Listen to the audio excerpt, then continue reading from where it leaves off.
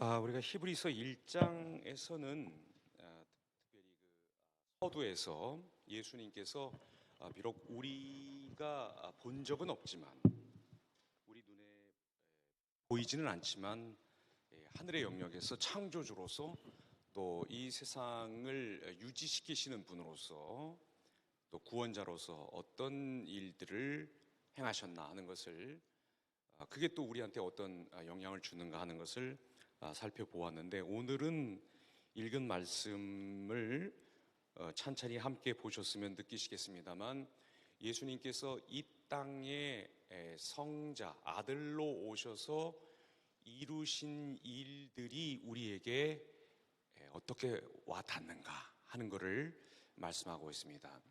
이 본문의 말씀을 크게 세 가지로 생각을 해보려고 합니다. 하나는 예수님께서 이 땅에 오셔서 구원하셨다고 하는데, 예수님은 어떤 자격을 갖추신 구원자이신가 하는 것하고, 예수님은 그러면 우리를 어떻게 구원하셨는가 하는 것하고, 구원받은 결과가 어떻게 나타나는가, 이것을 우리가 한번 생각해 보도록 하겠습니다. 구원이라고 하는 것은 구출받는다는 얘기입니다.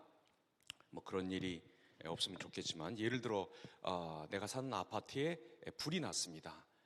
그런데 소방관이라고 해서 출동한 분이 이 산소 탱크를 메고 막 개다리 춤을 춥니다. 이렇게 막 휘청휘청거리고 얼굴이 뭐 파랗게 질려가지고 같이 질려있는 나를 보더니 하는 말이, 여기 소화전 어디 있어요? 불 어떻게 꺼요? 이렇게 물어봅니다. 그러면 여러분 어떻게 되겠습니까? 그분이랑 저랑은 그날 양꼬치 되는 겁니다. 새까맣게 탄 양꼬치가 되는 겁니다.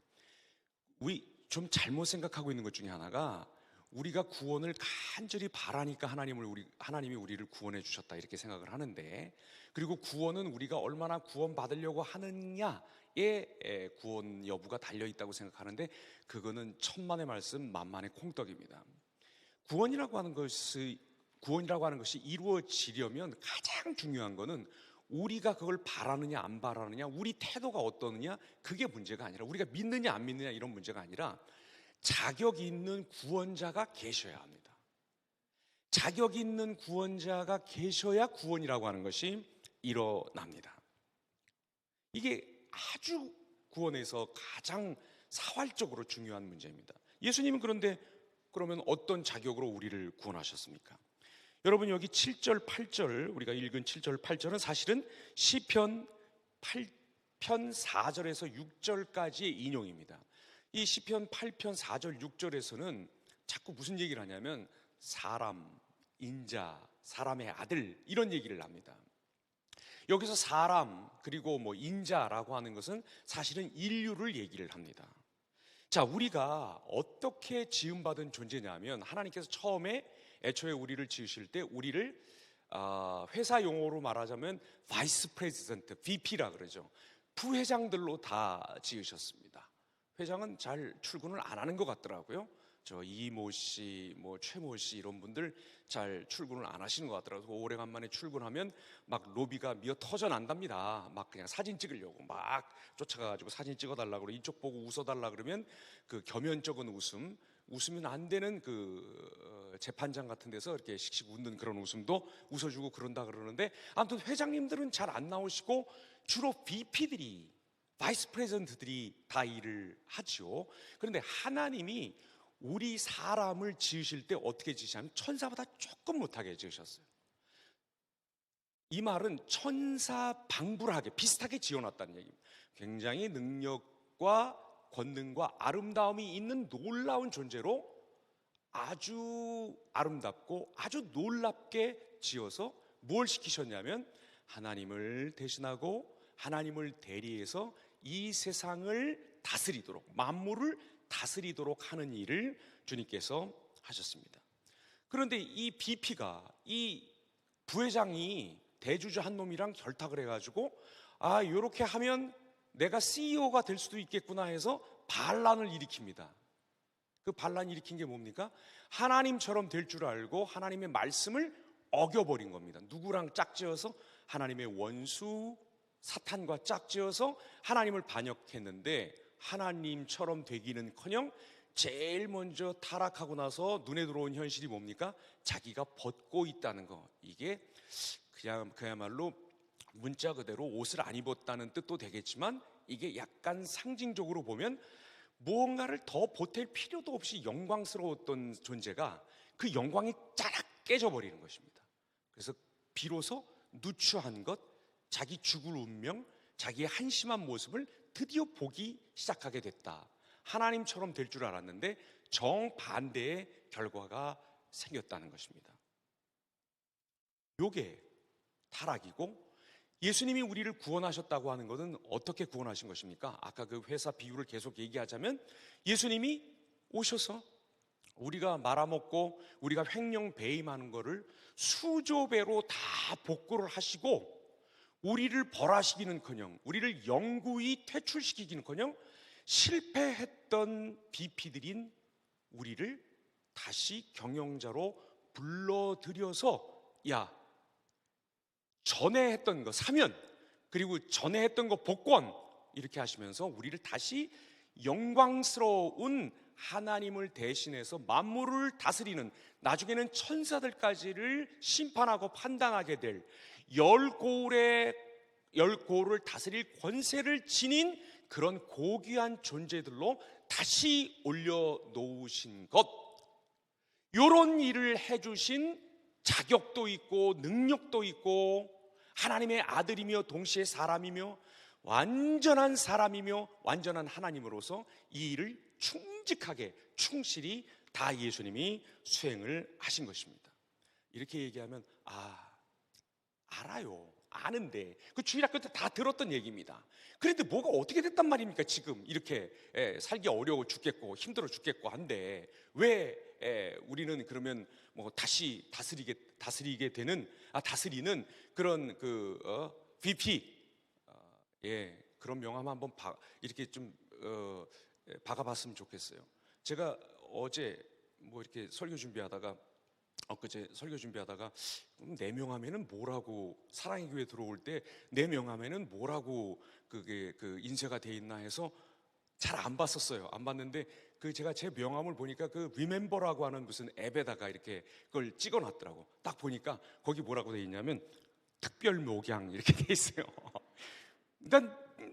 나도 모르는데 특별 목양이 뭔지 모르겠어요. 어떻게 특별하게 목양을 하라는 건지, 아니면 이 목사는 좀 별난 목사니까 조심하라고 하는 건지, 잘 뭔지는 모르겠는데, 아무튼 그 명함을 받고 쓸 일이 없어가지고 그 명함이 그대로 있는데, 혹시 딱지 같은 거 만들 거나 뒤에 메모지 같은 거 필요하신 분 계시면 저한테 톡 주세요. 제가 그냥 다 씹어버릴 테니까.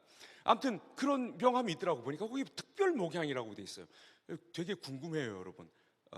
설날을 맞아서 담임 목사님께 한번 여쭤보세요. 왜 특별 목양이 뭔지, 어떻게 해야 되는 건지 한번 그렇게 보시기 바랍니다. 다시 한번 우리를 횡령하고 배임하고 어마어마하게 회사에 큰 손해를 끼친 우리를 다시 자격 있으신 예수님 오셔서 완전한 사람, 완전한 하나님으로서 우리가 해먹은 거 수조배로 다 복구해 주시고 우리를 다시 그 자리에 불러오셨는데, 왜 우리가 그걸 못 느끼냐는 거예요. 왜 BP가 된 것처럼 못 느끼냐는 거예요. 아니, 된 것처럼이 아니지, 이미 된 거지. 시작된 거예요. 예수님의 죽음과 부활로, 예수님의 승천으로 우리도 하늘에서 다스리시는 예수님의 그 다스림을 흉내내서 그 다스림 안에서 우리도 이 땅을 다스려 나가고 있는 거예요. 전처럼 반역하지 않아요.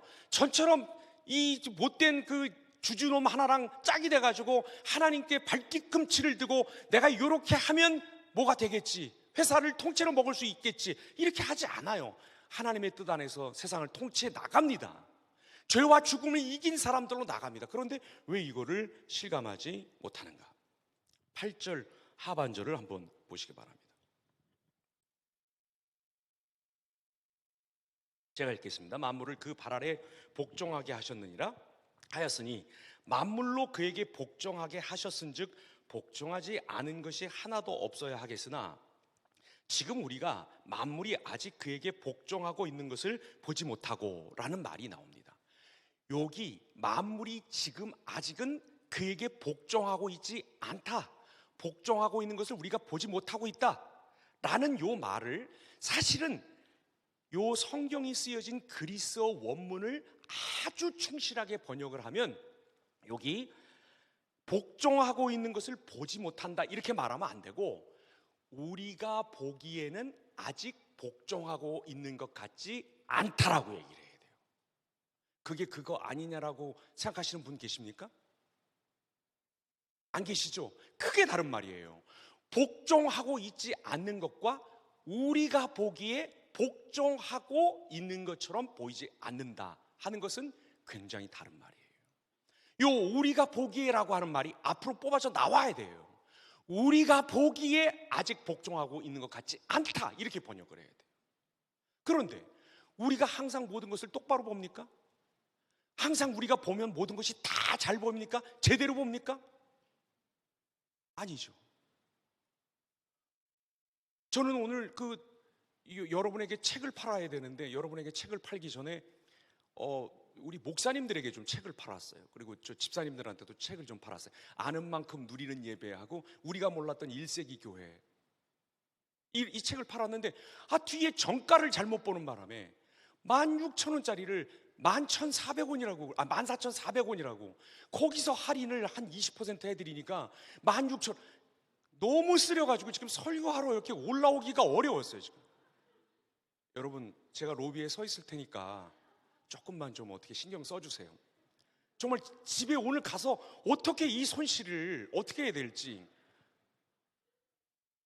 제가 정말 어떻게 정말 형언할 길이 없어요. 잘못 봐서 그런 거예요. 여러분 혹시 잘못 봐서 버스 잘못 타시지 않습니까? 혹시 잘못 봐서 지하철 이쪽으로 가야 되는지 저쪽으로 가야 되는지 바로 다음 정류장이 정거장이 어딘지 몰라서 정반대 방향으로 가다가 이제 목사님도 다 된 겁니다 이런 얘기 듣고 그러신 적 없습니까? 옛날에 제법 똘똘했단 말이에요. 뭘 잘 외우고 한번 딱 보고 그러면 됐는데 이제는 안 돼요. 그게 막 여러 번 보고 막 그래야 돼. 잘못 보는 게 굉장히 많아요. 우리가 본다고 보지만 내가 보는 게 옳은 것 같지만 그게 현실인 것 같지만 그렇게 살아야 되는 것 같지만 그렇게 순응해야 되는 것 같지만 그렇게 기지 않으면 이 세상에서 살기 어렵다라고 우리 눈에는 지금 그렇게 보이지만 사실 그게 틀린 걸 수도 있다는 거예요.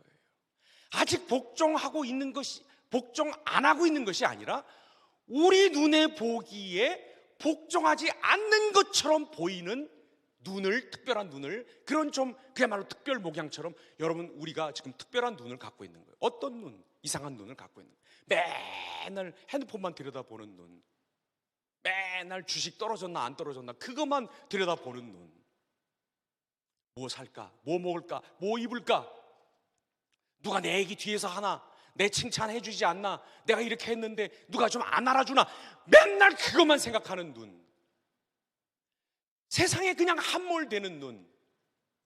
그래서 장차 오는 세상, 이 세상에 주님께서 우리를 뭐라고 다스리게 하는지, 어떻게 다스리게 하는지 우리가 알지 못하는 건지도 모른다는 것입니다. 우리 딴에는 제대로 보고 있다고 보고 있지만 우리 눈이 똑바로 되어 있지 않기 때문에 지금 만물이 차곡차곡 복종하고 있는데도 우리가 복종하고 있지 않는 것처럼 느끼고 보고 그렇게 판단하고 그렇게 성급히 뛰어나가고 이게 사는 길이구나 하고 사실은 썩은 동아줄을 붙잡고 나가는지도 모른다는 것입니다. 우리에게 온 구원은 엄벙덤벙 대충대충 온 구원이 아닙니다. 실력 있고 능력 있고 사랑 넘치고 우리에게 관심 많으신, 우리보다 우리를 더 잘하신, 그게 창조주라는 말이에요. 우리보다 우리를 더 잘한다는 게 창조주라는 말이에요.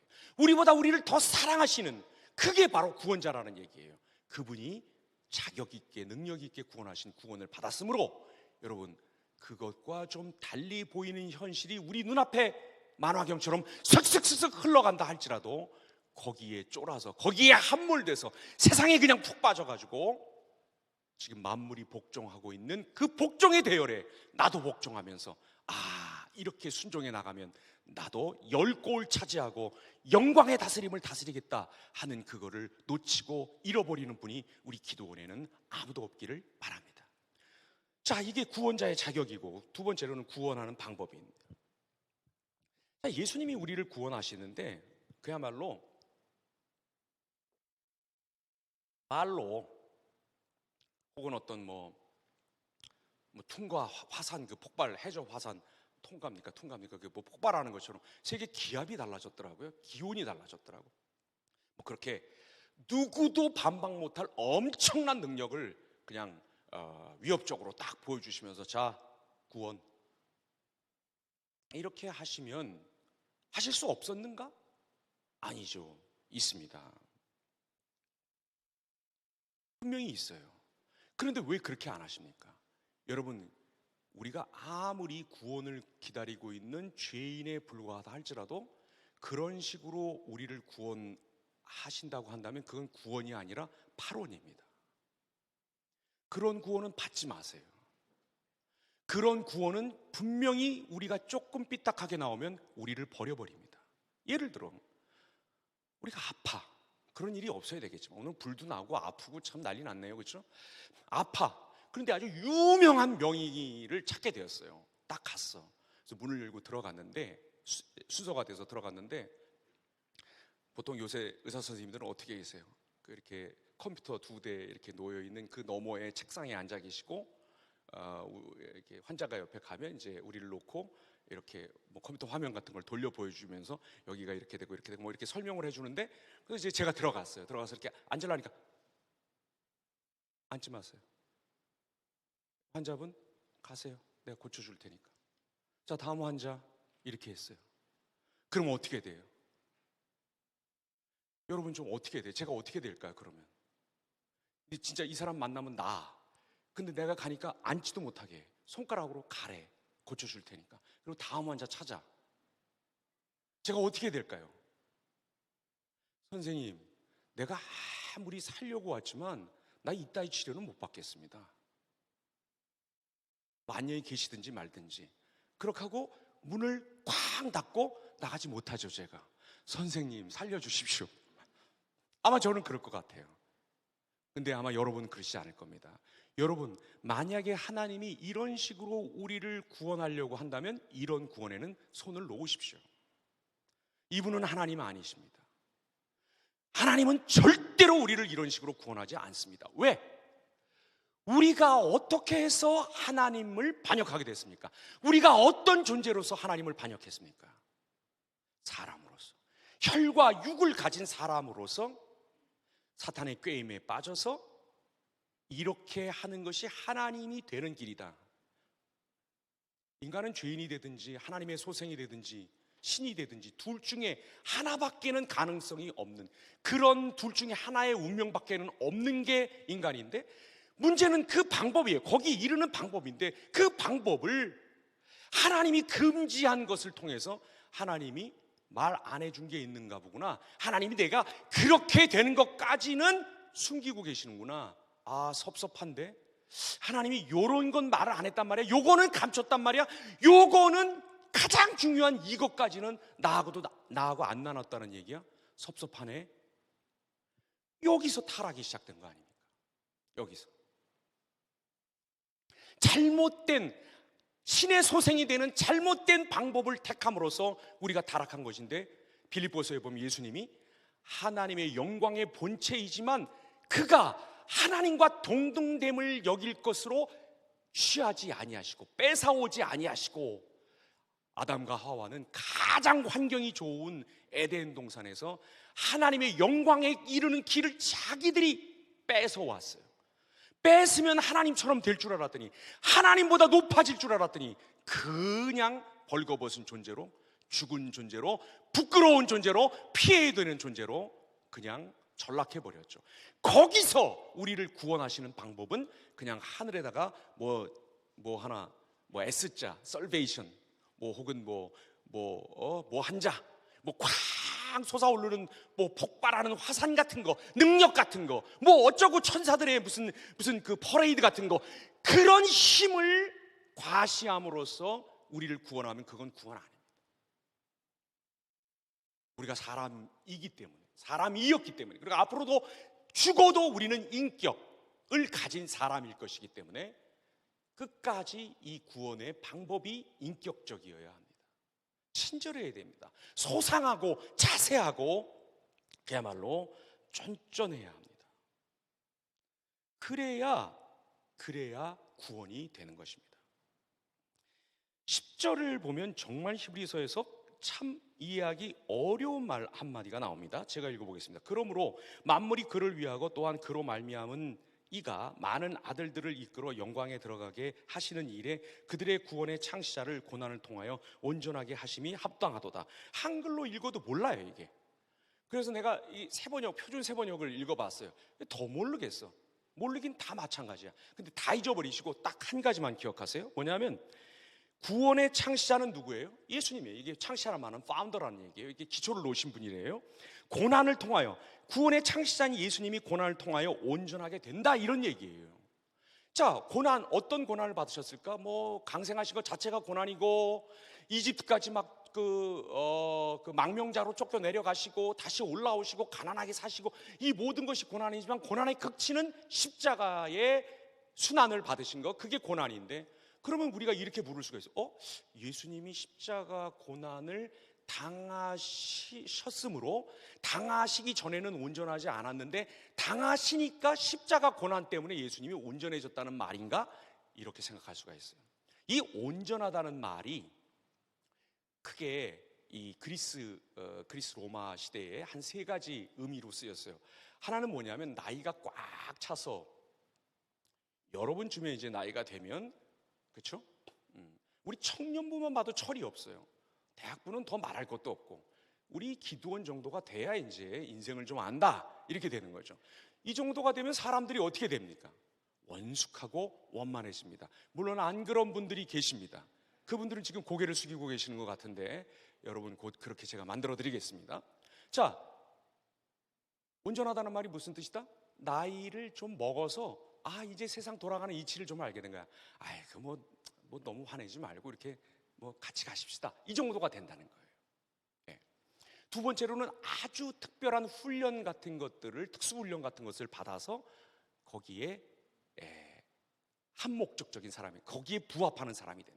근육을 기른다든지, 뭐 심폐가 늘어난다든지, 어떤 운동 기능이 이렇게 나타난다든지, 그런 일을 한다는 거예요. 그렇게 된다는 거예요. 아주 부단한 노력을 통해서 어떤 경지에 들어간 사람도 온전하다, 그렇게 얘기를 했어요. 그 다음에 세 번째로는 뭐냐면 비밀 컬트들, 이렇게 회원제로 모집하는 그런 비밀 그룹들이 있죠. 특별히 그 종교 그룹들이 그랬는데, 그 종교 그룹에 일단 입회했다가 한참 들여다보고 나서 당신은 정회원이 될 자격이 있습니다. 우리 말로 하면 이제 대표 리더가 되는 거예요. 임원이 되는 거예요. 제가 비유를 잘못 들은 것 같습니다. 죄송합니다. 여러분처럼 되시는 거예요. 이렇게 기도원의 비밀이잖아요. 우리 사랑의 교회 기도원이 있는지 잘 몰라요. 많은 분들이 제가 기도원에 있다 그러면 기도원에 있다는 줄 알고 계속해서 기도원에 있는 줄 알아요. 그래서 제천으로 저를 전화해서 찾으시는 분도 계셨고, 전에 말씀드린 것처럼 저희 선배는 제가 기도원에 갔다 그랬더니 뭘 잘못했길래 거길로 내쫓겼냐, 이렇게 돼. 기도원 몰라요. 이 비밀 그룹이에요 이게. 그래서 여러분 지금 계속 성장하고 있는데, 특히 여기 임원 리더들은 이제 정회원이 되신 분들이에요. 여러분 부지런히 하시면 우리는 뭐 아주 후합니다. 한 3개월 안에도 만들어 드릴 수가 있습니다. 뭐 LTC니 제자훈련이 이거 소용없습니다. 그냥 저한테 잘 보이시면 됩니다. 아멘, 할렐루야. 예, 이렇게 된다는 뜻이 있어요. 그런데 요거는 그리스 로마 사람들이 사용하던 용례이고, 지금 요 히브리서에서 인용되고 있는 이 구약 성경들은 사실은 70인경이라고 하는 구약 성경을 헬라어, 그리스어를 하는 사람들을 위해서 옮겨놓은 성경을 인용하고 있어요. 그러니까 원문, 히브리어 원문에서 인용하는 게 아니라 그리스어로 번역된 구약 성경에서 인용을 하고 있는데, 거기에 이 온전하다는 말에 아주 특별한 용법이 나와요. 그게 민수기 3장 1절에서부터 3절 사이에 나오는 말인데, 찾으시지 않아도 돼요. 시간 나시면 집에 가서 보셔도 되는데, 거기에 보면 무슨 말이 나오냐면, 요 온전하다는 말이 대제사장이 말입니다. 제사장이 자기 자신을 성결하게 하고 백성들을 위해서 하나님이 받으실 만한 제사의 직무를 다 드려서 임무 끝, 위임 완성, 제사장으로서 위임 완성, 요렇게 됐다는 얘기가 바로 온전하다, 텔레이오이라고 하는 말이 여기 쓰이고 있는 거예요. 요때. 자, 그러니까 앞에 1, 2, 3은 예수님께 해당하는 말이 아니에요. 예수님이 뭐 십자가 지시기 전에는 불완전하고 뭐 예수님이 무슨 도덕을 막 열심히 연습해서 그런 경지로 올라가셔야 될 필요도 없고, 더더군다나 무슨 비밀 조직에 들어가신 분도 아니에요. 뭐를 말하는 겁니까? 예수님이 온전해지셨다고 하는 게 무슨 말입니까? 예수님이 우리를 위해서 대제사장으로서 완벽한 제사를 드리셨다. 하나님이 더 이상 우리를 바라보면서 이 천둥 번개를 막 칠 것들아, 니들이 인간이냐? 야, 니들 나한테 얼굴에다 정면으로 가래침 뱉고 내 수염 뽑고 내가 차려준 상을 뒤집어 엎고 집 나간 것들인데, 너희들이 이제 어디 한번 보자. 너희도 나를 적대하고 나도 너희를 적대한다. 이런 적개감을 완전히 없애버리시는 온전한 제물이며 완벽한 큰 대제사장으로서 예수님이 자기 직무를 완전하게 우리를 위해서 수행하시고 우리 앞에 딱 서 계시다라고 하는 그 얘기예요.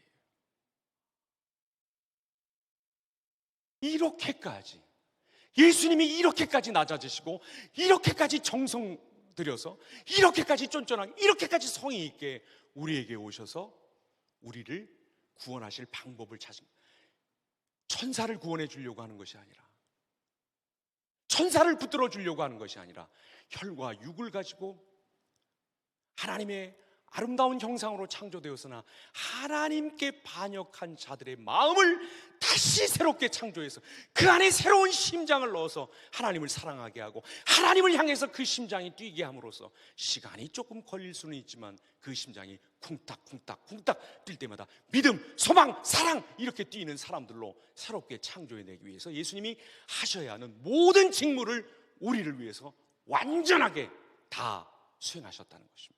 할렐루야. 찬송 한번 할까요? 우리도. 제가 찬송을 못했어. 긴장돼요 지금. 여기 목마른 내용은. 자매님, 농담으로 한 말이에요. 이게 우리 기도원의 참 모습입니다. 우리는 모든 말을 주님의 말씀으로 다 받아들입니다. 이따 하십시다. 이 목마른 영혼 여기 있는 거 보니까 이거 큰일 났어요. 이거 또 어떻게 불러야 되나. 예.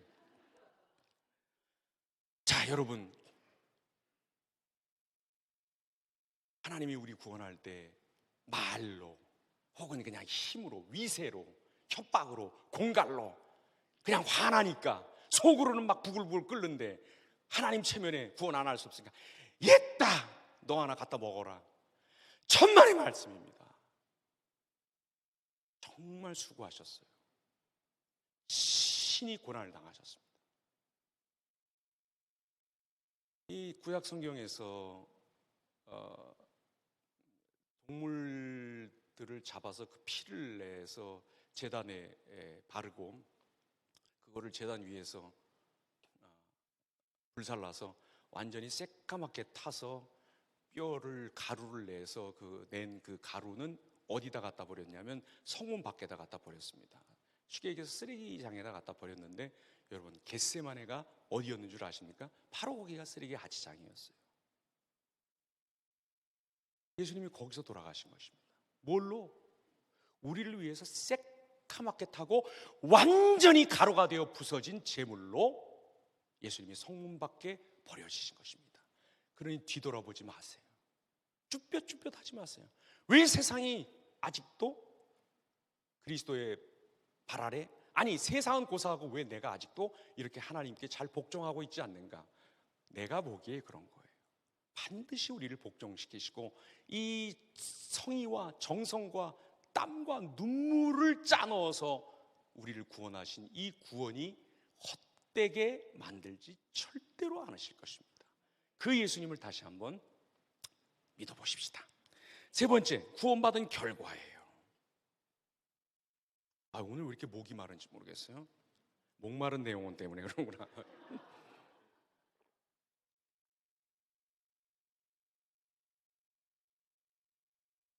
여러분 아시다시피 마귀는 타락한 천사입니다.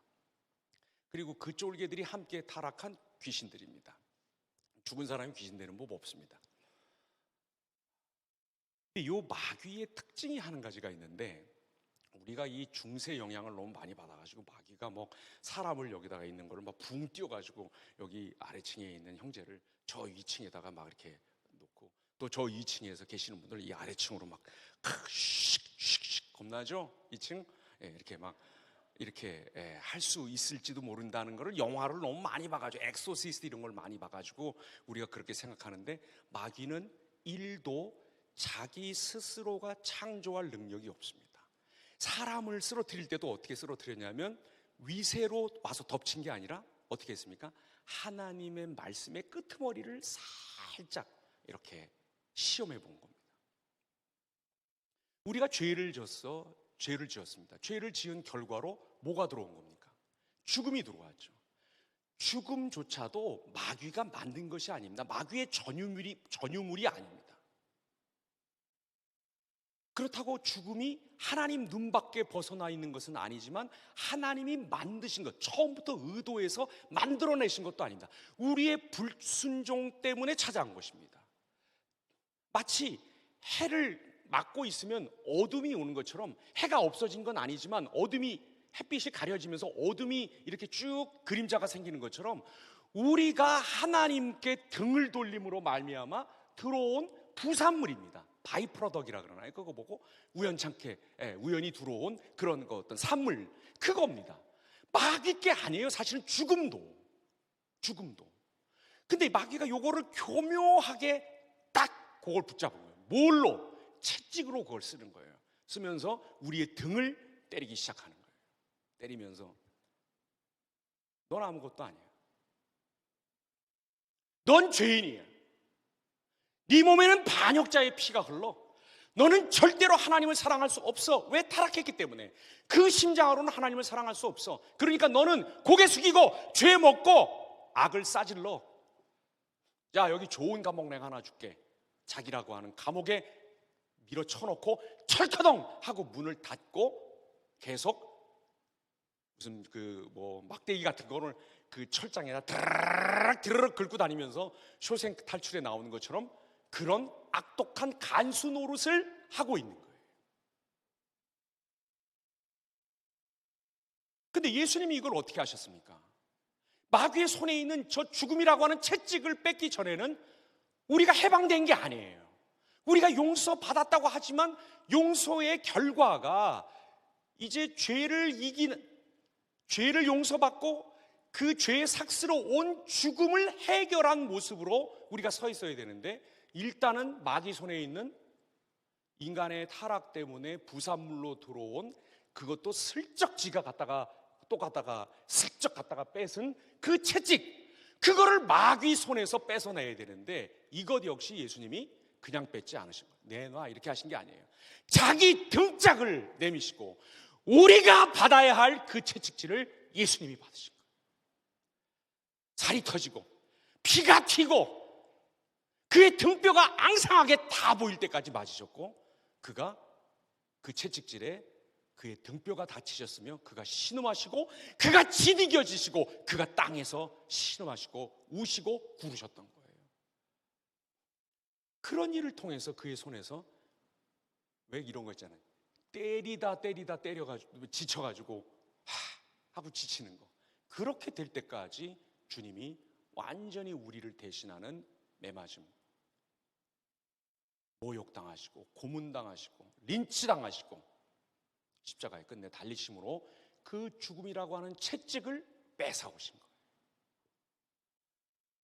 우리 그 부끄럽지가 지금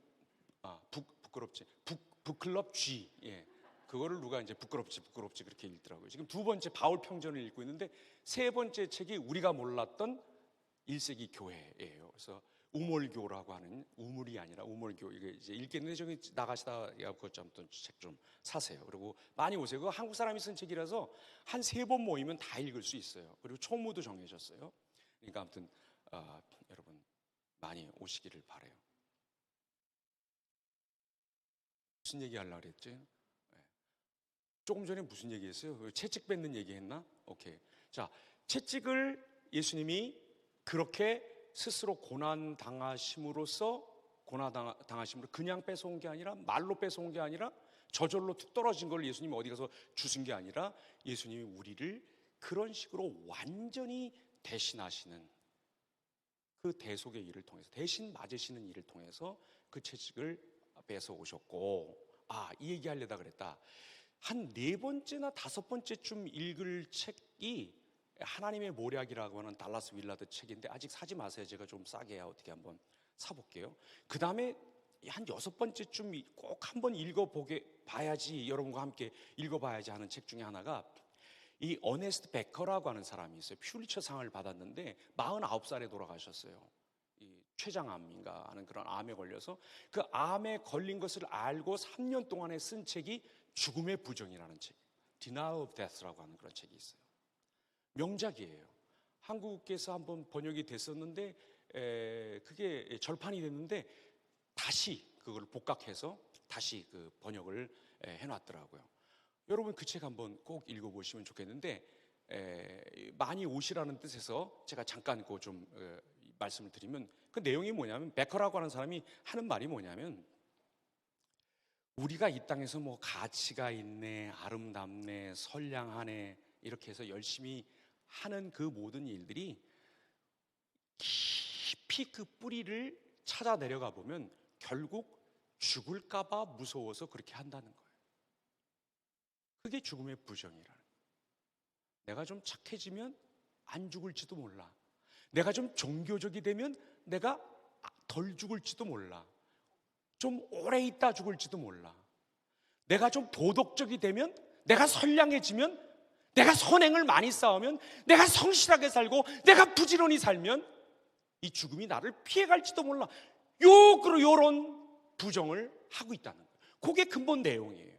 여러분 꼭 한번 읽어보시기를 바라요. 그래야 그리스도인들이 이 죽음을 너무 두려워하지도 않으면서 또한 동시에 너무 가볍게 경박하게 생각하지 않을 수가 있을 것 같아요. 여러분, 예수님이 진짜 죽기까지 우리를 대신해서 그 등짝이 터지게 맞고, 예수님이 뺨 맞고 침뱉음 당하고, 예수님 머리에 씌웠던 그 가시관에서 흘러내린 그 피와 땀이 그의 눈에 들어가고, 그가 몽둥이로 맞고 그의 옷이 탈취당하고, 그거는 완전히 전리품이라는 소리 아니에요. 전쟁에서 죽은 사람을 대하는 그 취급하는 태도 아닙니까? 예수님이 벌레처럼 우리 때문에 땅에 밟힌 그 일을 통해서 예수님은 마귀 손에 있었던 죽음이라고 하는 채찍을 가지고 오셨어요. 그리고 그걸 폐기해 버리셨습니다. 그러니까 이제 예수님을 믿는 것 외에, 예수님을 순종하고 예수님을 따르고 예수님과 함께하며 예수님과 동행하는 거, 예수님과 동행한다 그러면 꼭 무슨 어디 CEO 되는 거 생각하시는데 아니에요. 길은 내려가는 길일 수도 있지만 동행은 예수님과 하면 될 거 아닙니까? 아무튼 그렇게 우리가 예수님과 동행하는 그런 사람들이 되었는데, 여러분, 예수님이 우리를 그런 사람들로서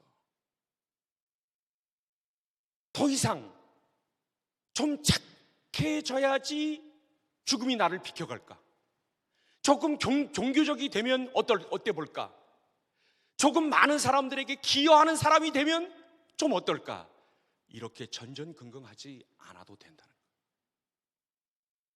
죽음을 이기시고 죽음의 채찍을 뺏으시고 우리로 하여금 우리로서 살게 하는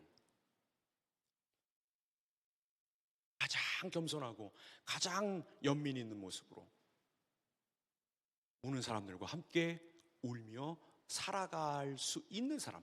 그러나 그게 죽음을 피하기 위한 제스처가 아니라 이미 죽음의 채찍을 뺏어버리시고 죽음을 이기신, 죽음을 죽여버리신, 죽음을 살해하신 예수님의 승리에 동참하는 방법으로서, 모습으로서 사람들을 연민의 눈빛으로 바라보고, 울고 있는 사람한테 그만 울으라고, 아빠 잃고 막 엄마 잃고 애 잃고 막 이런 사람들한테 그만 울으라고, 천국에 갔는데 뭐 이렇게 자꾸 우냐고, 이런 진짜 진짜 정말 이건 무리한 말입니다. 그런 사람 되지 않고도 죽음에 아첨하고 죽음이 두려워서 기고 죽음의 눈치 보고 하지 않으면서도 죽음을 아주 중요한 우리 생애의 사건으로 바라보면서 근신하면서 정결하고 순종하는 사람들로 서서 나갈 수 있는 길을 예수님이 여신 것입니다.